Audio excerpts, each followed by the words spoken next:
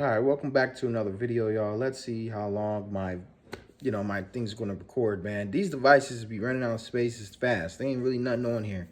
So the Black Phone wasn't a movie, man. I haven't never seen this movie, but let's jump into it and see what this guy's talking about, because more and more about these movies Epstein is stemming Recently, from. viral posts drew comparisons between the antagonist from the Black Phone, the Grabber, and the real-life monster that's rocked the world, pointing to both having the exact same eerie eyes. But this wasn't the only Oh thing that my linked the God. Grabber to the disgraced financier, as this character seems to be an on-screen manifestation of the very real evil. Today, we are decoding the movie The Black Phone, revealing how this isn't just a horror movie, but a documentary in disguise.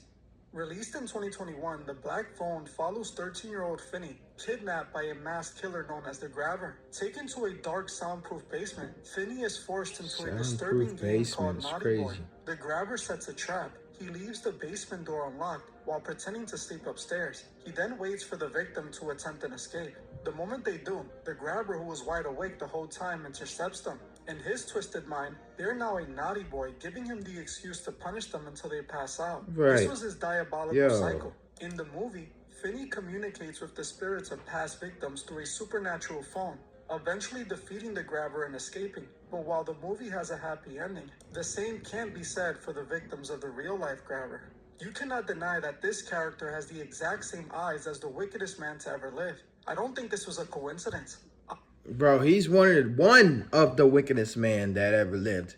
He's not the only wickedest man right now still that lives. Remember, he's the only one that been spotted out and pinpointed for it. I'm pretty sure there's other beings, there's other folks just like him. I believe they cast someone with those distinct eyes for a very specific reason. A secret nod to show us that this evil was much more real than we want to believe. The Grabber didn't just snatch kids, he lured them. In the movie, he poses as a struggling magician, dropping groceries or black balloons to play on a child's innocence. The moment they stop to help, he uses a chemical agent to incapacitate them and vanishes into a Why people, every time I'm doing a YouTube video, people want to call me. But when I'm not doing a YouTube video, people want to call me. Interruptions. These spirits trying to interrupt me from getting work done. So he can justify the violence that followed. This is a direct metaphor for the real-life method used by this monster. Just like the Grabber, the real-life monster used a lure, the promise of money or a modeling career. He sent out scouts to high schools and middle schools offering cash for massages. Once the victim was lured to the estate, the isolation began. Just like Finney in the basement, the massage was the trap. The moment they agreed, he revealed his true darker intentions. In The Black Phone, I'm going to give you this designer bag if you can prove to me that you know your finances. Well, let's do it. How many subscriptions do you have? It was a concrete dungeon. In real life, it was a multi-million-dollar estate or a secluded island where no one can hear them scream. The similarities go even deeper into the history of these monsters. In the movie, the Grabber worked as a child counselor, while in reality, this monster strategically positioned himself as a math and physics teacher at a prestigious school. Both men occupy positions of trust, placing themselves exactly where they can study their targets long before their true intentions were revealed. Wild. Parallel isn't how they started, it's how they were stopped in the end.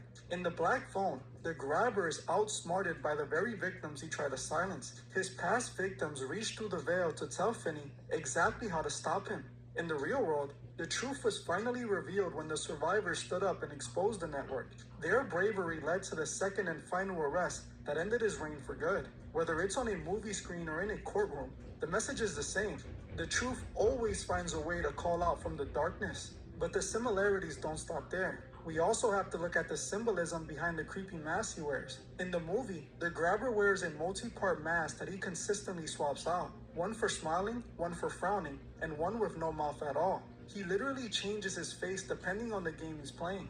To me, this is a direct nod to the dual lives these real-life monsters lead. One face is the brilliant philanthropist or the genius investor they show to the public, while the other face is the monster they keep in the shadows. It's about the public versus the private persona. Just like it was almost like Jeffrey Epstein was the cool kid in the elite, the party. It seems to be like he was the guy to go hang out with to get, your fixings on your fantasies of their diabolical minds, bro. I don't understand. I still don't understand to this day of why, like, higher powers that be allow this type of stuff to happen, man. Who knows?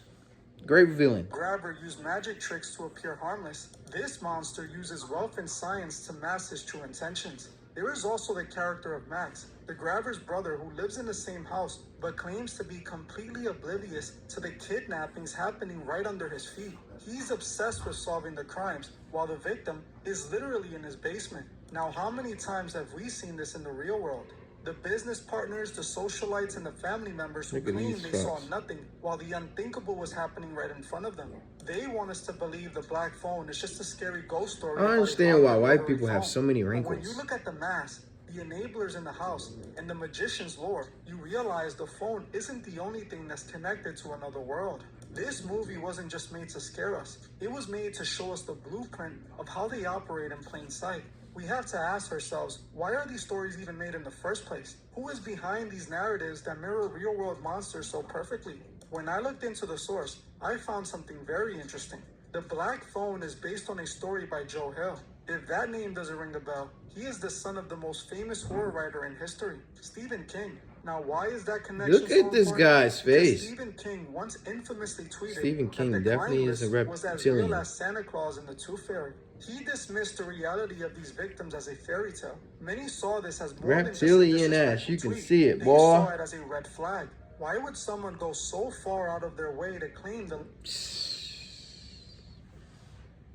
Any pizza with Oh any my toppings for God, just $9.99 fucking is Domino's best deal pizza. ever. Translation for basketball fans, it's like the GOAT of pizza deals. It's like down the baseline, through traffic, 360, double clutch, reverse, slam. Do I need to go on? You know about Domino's, that cheese never is stringy. I don't even know if that's real cheese. Shit. Oh my God. A CRM I'm shouldn't about to weigh get your YouTube budget Premium, down. bro. All Recently, a these. viral post drew comparisons. Where we at with it?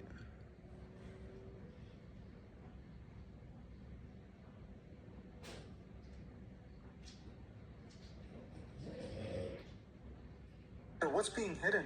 Especially when you... Look at this. Look at this guy. Reptilian. You can see it, boy. Look at it. Reptilian, dog. Reptilian. They ain't hiding from nobody at the anymore. patterns in their work.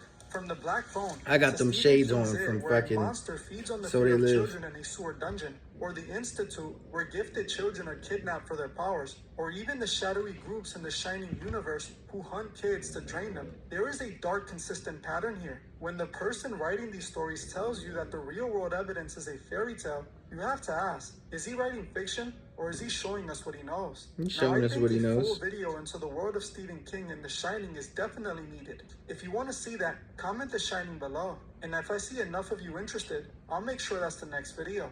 You have to realize that the Black Phone isn't an isolated incident. It's a part of a larger cinematic tapestry we've been decoding on this channel for a long time. Think back to the video on Eyes Wide Shut. Stanley Kubrick wasn't just making a movie about a mass party. He was showing us the ritualistic architecture of the elite. He showed us the magic circle before he was silenced. Fast forward to today, and the Black Phone is doing the exact same thing, just for a different layer of the system. While Kubrick showed us the high ritual, Joe Hill and Stephen King are showing us the ground level, the mechanics of the kidnapping, the isolation, and the naughty boy trap. They are two sides of the same coin. One shows you the mansion, the other shows you the basement, but they're both describing the same disturbing underworld. There is one more detail I noticed from the movie. The physical layout of the Grabber's basement. In the movie, the room is described as being completely soundproofed, a concrete box where no one can hear you scream. Despite being in the middle of a suburban neighborhood, it was designed to be a blind spot in reality. Now, when you look at the reports from the real-life monsters' properties, from the ranch in New Mexico to the secluded island, there is a recurring theme of soundproof rooms and high-tech isolation. The victims described rooms with reinforced walls and heavy doors, specifically built to ensure that You no can't matter escape how from that loud the island roar if you got, wanted to, the dog. outside world remained oblivious. Where you gonna In the swim? Black Where you gonna Phone, swim the to? police are shown as being completely incompetent, literally standing right above the basement and seeing nothing. This is the most realistic part of the movie. It mirrors the decades of intentional blindness from the authorities who walked the halls of those mansions and flew on those private planes, only to claim later that they noticed nothing unusual. The movie shows us that you don't need a secret island to hide an atrocity. Many of you ask, if this is a secret, why do they put it in movies? This is what many people call the revelation of the method. The theory is the system has to tell you what they're doing to absolve themselves of the spiritual debt. By putting it in a horror movie, they turn a horrific reality into a jump scare. Is that what they do? So to try to stop themselves from spiritual debt, they make them in movies to make it seem like they're showing us what they're going to do to us. But at the same time, I don't think the spirituals, they can differentiate in the sense of if it's a movie or if it's not, because they're not in the, I don't know, but that makes sense. Like if they're trying to present and show us what they're doing, then it doesn't look like they're doing something wrong in the spiritual council eye, I believe, because it's like, hey, I'm gonna show them what they're doing, and as I'm showing them what they're doing, they're participating, or I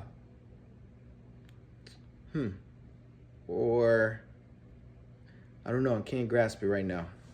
See the black van, the mask, and the soundproof basement and think, oh, that's just like that movie I saw.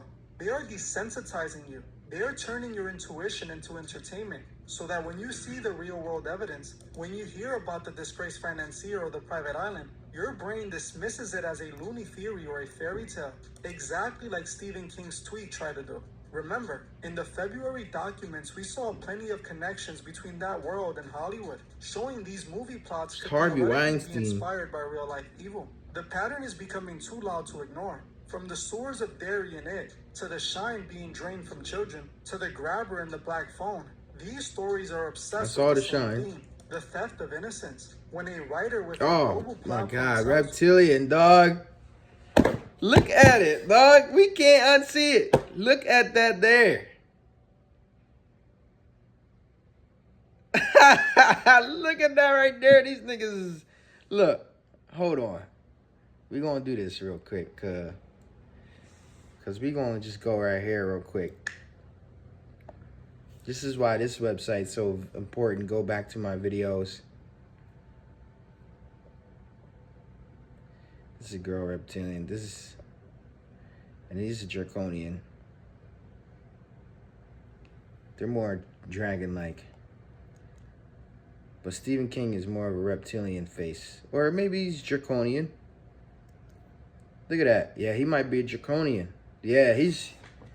You see this, y'all? You see this, y'all? We're going to end the video right there because they're the ones that's doing all this bullshit. So like, subscribe, and comment, and yeah, till the next video.